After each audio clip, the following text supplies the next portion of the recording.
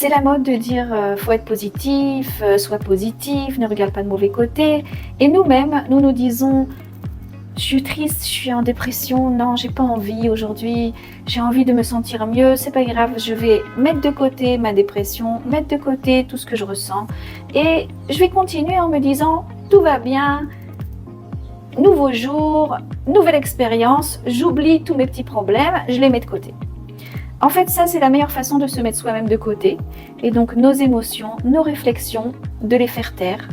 Et c'est quelque part une violence envers nous, puisque nous disons à notre ressenti, tu ne m'intéresses pas, tu n'existes pas.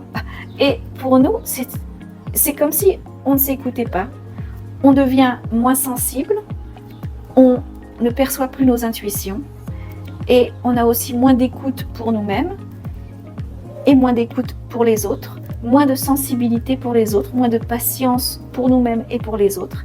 Et donc tout cela arrive à un endroit où finalement on n'a plus de patience pour personne et on est un peu sur les nerfs en permanence parce qu'on n'a pas la possibilité soi-même d'avoir sa place et de s'écouter et de régler nos propres problèmes. Alors comment faire? Nous rentrons sur selftreat.com et là nous commençons à expliquer ce qu'on ressent. Nous prenons un petit moment pour nous écouter et nous laisser parler et laisser à notre subconscient qui a envie qu'on se sente mieux et qui a envie qu'on retrouve notre positivité et notre joie, qu'il exprime quelle est la chose qui le dérange.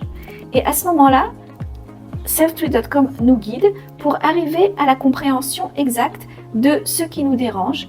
Une petite anecdote. J'avais une amie qui disait en permanence inquiétude, je suis inquiète pour elle, elle m'inquiète, ça m'inquiète.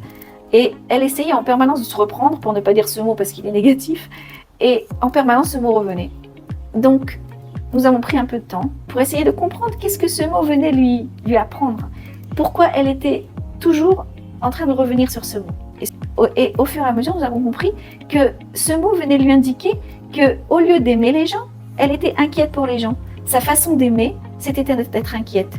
Et d'où venait ce comportement de son père qui était orphelin et qui, au lieu d'aimer parce qu'il avait reçu de l'amour et reçu de l'attention et de la tendresse, il n'avait pas reçu tout ça. Donc lui, sa façon d'aimer, c'était d'être inquiet.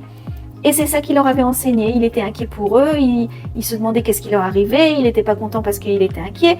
Et elle également, c'était son mode de fonctionnement dans son couple et avec ses enfants. Au lieu de donner de l'amour, elle donnait de l'inquiétude. Et elle se comportait comme une personne inquiète au lieu de se comporter comme une personne aimante. Et donc ce petit mot venait lui apprendre quelque chose de tellement important pour vivre mieux et pour communiquer mieux et pour vraiment connaître ce qu'est le vrai amour, qu'il serait dommage que nous aussi nous rations ce que notre inconscient vient nous raconter, ce qu'il veut que nous apprenons de ce que nous pensons qui est négatif ou leur façon de penser habituelle parce que nous avons appris comme ça. Donc c'est l'occasion pour nous, cette négativité, cette tristesse, cette colère, tout cela c'est l'occasion pour nous de nous donner une place, de comprendre des choses nouvelles que notre inconscient a envie de nous faire passer pour avoir une meilleure vie, plus joyeuse et plus équilibrée.